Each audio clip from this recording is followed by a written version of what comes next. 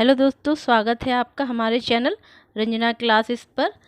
अगर आप किसी भी एग्ज़ाम की तैयारी कर रहे हैं तो आप हमारे साथ जुड़ करके अपनी तैयारी को और भी बेहतर बना सकते हैं, क्योंकि एग्ज़ाम से रिलेटेड सारे इम्पोर्टेंट टॉपिक्स और प्रैक्टिस सेट आपको हमारे इस चैनल पर मिल जाएंगे। तो आइए वीडियो को स्टार्ट करते हैं। आज का हमारा टॉपिक है सिंधु घाटी की सभ्यता, जो कि हमारा दूसरा पार्ट है इतिहास का। इतिहास का फर्स्ट पार्ट था पाषाणकालीन संस्कृति, जो कि हमारे चैनल पर है। अगर आपने अभी तक नहीं देखा है तो प्लीज़ आप उसे हमारे चैनल पर जा कर के देख लीजिए। तो आइए वीडियो को स्टार्ट करते हैं। हमारा फर्स्ट क्वेश्चन है आज का, सिंधु सभ्यता संबंधित है ए प्रागैतिहासिक युग से, बी आद्य ऐतिहासिक युग से, सी ऐतिहासिक युग से, या डी उत्तर ऐतिहासिक युग से। तो जो सिंधु घाटी सभ्यता है वो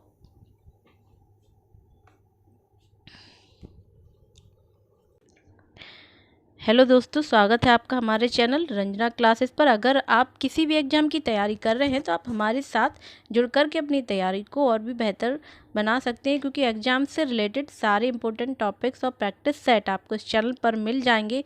तो आइए वीडियो को स्टार्ट करते हैं। आज का हमारा टॉपिक है सिंधु घाटी की सभ्यता, हमारा जो कि सेकंड पार्ट है इतिहास का। फर्स्ट पार्ट था पाषाणकालीन संस्कृति, जो कि हमारे चैनल पर है। अगर आपने अभी तक नहीं देखा है तो आप हमारे चैनल पर जाकर आप उसे देख सकते हैं। तो आइए वीडियो को स्टार्ट करते हैं। हमारा फर्स्ट क्वेश्चन है, सिंधु सभ्यता संबंधित है ए प्रागैतिहासिक युग से, बी आद्य ऐतिहासिक युग से, सी ऐतिहासिक युग से, या डी उत्तर ऐतिहासिक युग से। तो सिंधु घाटी की सभ्यता जो है बी आद्य ऐतिहासिक युग से संबंधित है, और जो प्रागैतिहासिक युग है वो पाषाणकालीन संस्कृति से संबंधित है, क्योंकि प्रागैतिहासिक युग का कोई भी हमें लिखित साक्ष्य नहीं मिला है, और वैदिक कालीन सभ्यता है वो ऐतिहासिक युग से संबंधित है। ऐतिहासिक युग का हमें लिखित साक्ष्य भी मिला है और उसे पढ़ा भी जा सका है। नेक्स्ट क्वेश्चन है, सिंधु घाटी की सभ्यता गैर आर्य थी क्योंकि वह नगरीय सभ्यता थी, उसकी अपनी लिपि थी, उसकी खेतीहर अर्थव्यवस्था थी, या उसका विस्तार नर्मदा घाटी तक था। तो सिंधु घाटी की सभ्यता गैर आर्य थी, मतलब वो आर्य सभ्यता नहीं थी, क्योंकि वह एक नगरीय सभ्यता थी। कैसी सभ्यता थी? नगरीय सभ्यता थी। और आर्य कैसी सभ्यता थी? वो एक ग्रामीण सभ्यता थी।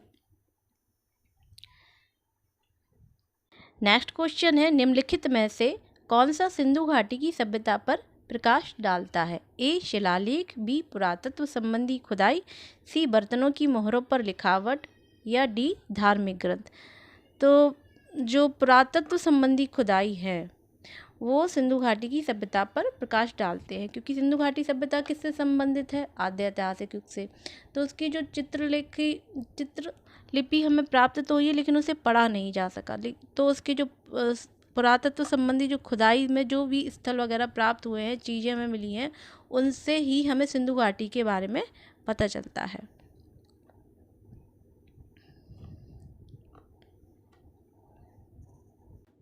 नेक्स्ट क्वेश्चन है, निम्नलिखित पशुओं में से किस एक का हड़प्पा संस्कृति में पाई गई मोहरों और टेराकोटा कलाकृतियों में निरूपण नहीं हुआ था?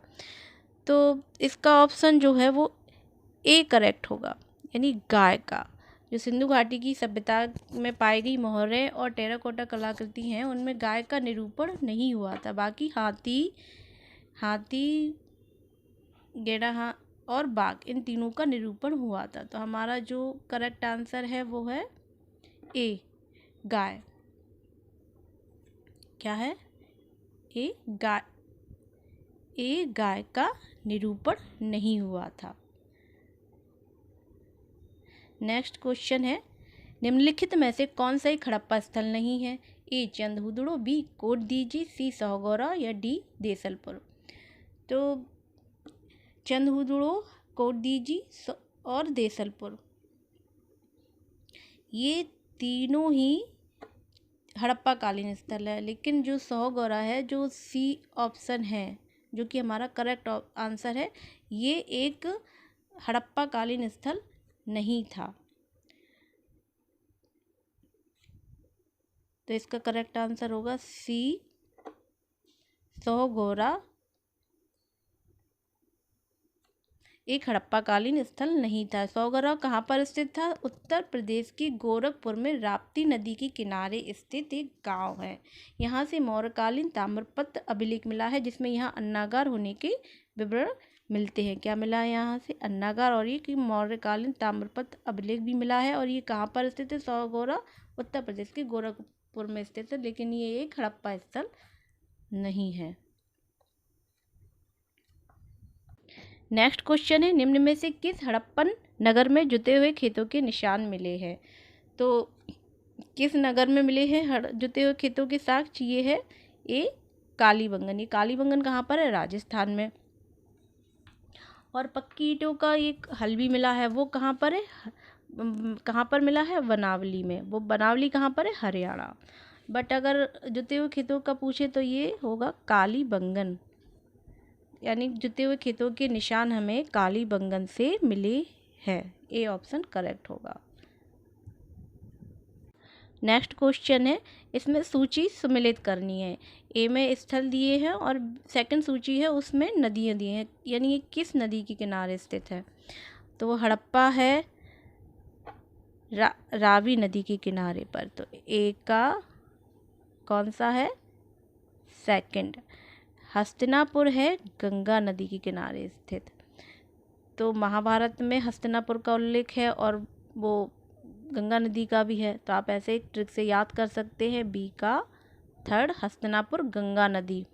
सी नागार्जुन कृष्णा नदी। अर्जुन, देखो नागार्जुन में अर्जुन आ रहा है, तो अर्जुन कृष्ण।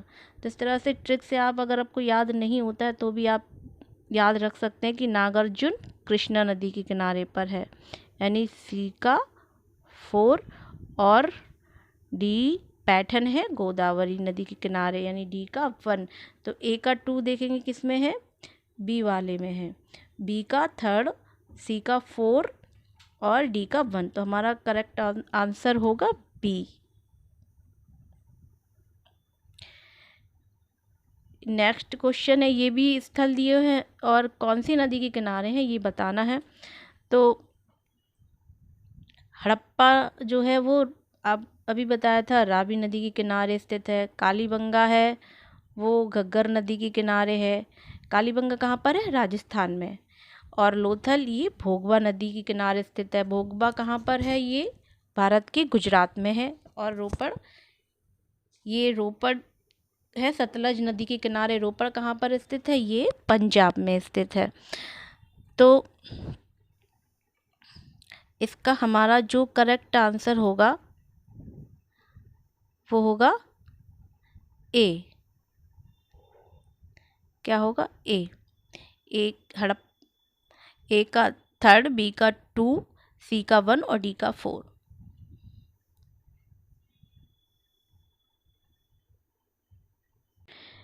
नेक्स्ट क्वेश्चन है, ये भी देखिए सूची को सम्मिलित करना है। हड़प्पी स्थल है एक तरफ है उनकी स्थिति की वो कहाँ पर स्थित है। तो मांडा है वो है जम्मू कश्मीर में। और दैमाबाद ये महाराष्ट्र में स्थित है। कालीबंगा राजस्थान में और राखीगढ़ी हरियाणा में, जो कि सबसे बड़ा पुरास्थल है सिंधु घाटी सभ्यता का। सेकंड है धौलावीरा। तो इसको हम इस तरह से ये मैच कर सकते हैं। ए का होगा 3, ए का 3 ये सी वाले में है। ए का 3,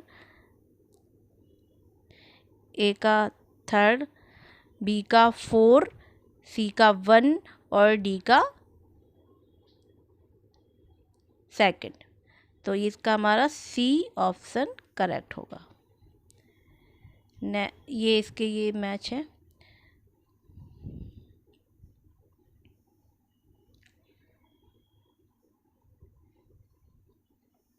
नेक्स्ट है, मोहनजोदड़ो निम्नलिखित में से कहाँ पर स्थित है?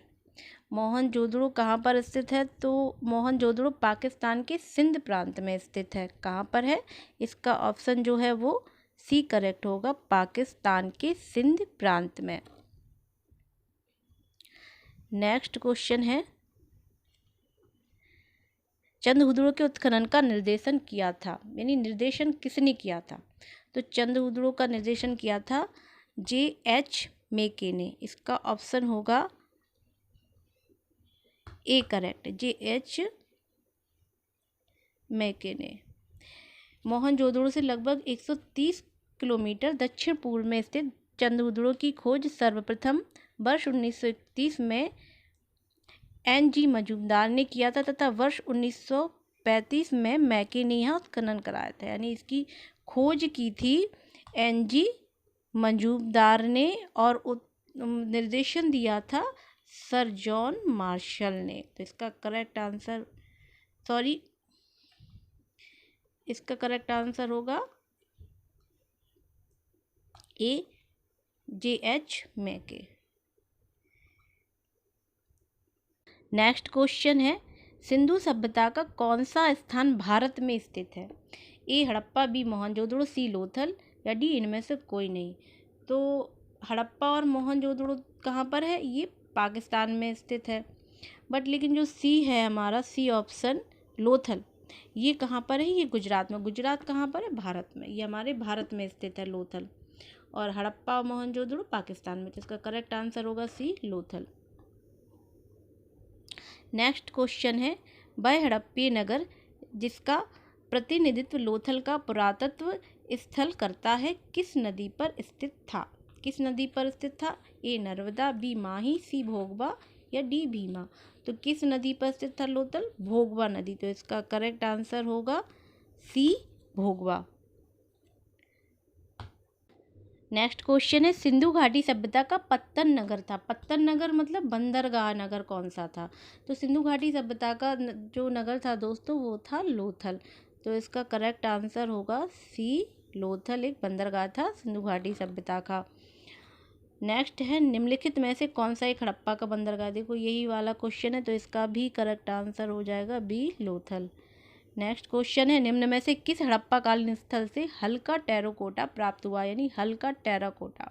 तो हल्का टेराकोटा जो प्राप्त हुआ है वो हुआ है बनावली से। तो इसका करेक्ट आंसर होगा बी बनावली। और बनावली कहाँ पर स्थित है? ये बनावली हरियाणा में स्थित है। और जुते हुए खेत के साक्ष्य कहाँ से प्राप्त हुए थे? ये कालीबंगा राजस्थान से। नेक्स्ट क्वेश्चन है, निम्नलिखित में से कौन सा सिंधु घाटी की सभ्यता से संबंधित स्थल नहीं है? ए कालीबंगन, बी रोपड़, सी पाटलिपुत्र या डी लोथल। तो कालीबंगन जो कि कहाँ पर है? राजस्थान में। रोपड़ पंजाब में है। लोथल गुजरात में। ये तीनों ही सिंधु घाटी सभ्यता से संबंधित हैं। बट लेकिन जो पाटलिपुत्र है ये संबंधित नहीं है। तो इसका करेक्ट आंसर होगा सी पाटलिपुत्र सिंधु घाटी सभ्यता से संबंधित स्थल नहीं है।